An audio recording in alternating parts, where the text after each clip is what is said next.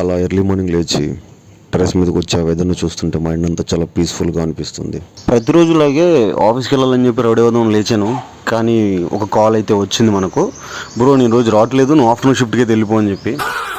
సరే మన ఎలాగో ఆఫ్టర్నూన్ షిఫ్ట్ కదా అని చెప్పి అలాగా మన దగ్గరలో ఉన్న కృష్ణకాంత్ పార్క్ అయితే వచ్చేసాము.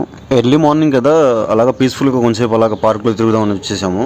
కానీ ఏంటంటే లోపల కొన్ని జంట పవన్ వెళ్ళడం చూశాను, అందుకని చెప్పి బయట ఆగేశాను. ఇట్టాడు కదా అవుద్దని అన్నిసార్లు అడిగారు, ఎక్కడికి వెళ్తున్నావు. లోపల పావురాలు ఉంటాయి అని చెప్పి ఎందుకులే అని చెప్పి ఇంకా అలాగా బండి వెనక్కి తిప్పేసుకొని అలా వెళ్తున్నాను.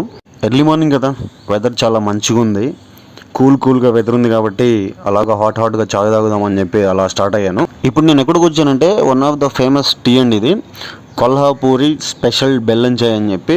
రోజుకి ఒక్కసారైనా ఇక్కడికి వచ్చి కన్ఫామ్గా నేను చాయ్ తాగుతాను. అలా చాయ్ తాగుతూ పార్కును అలా చూసుకుంటూ లోపల ఉన్న ప్రకృతిని అలా ఆస్వాదిస్తున్నాను.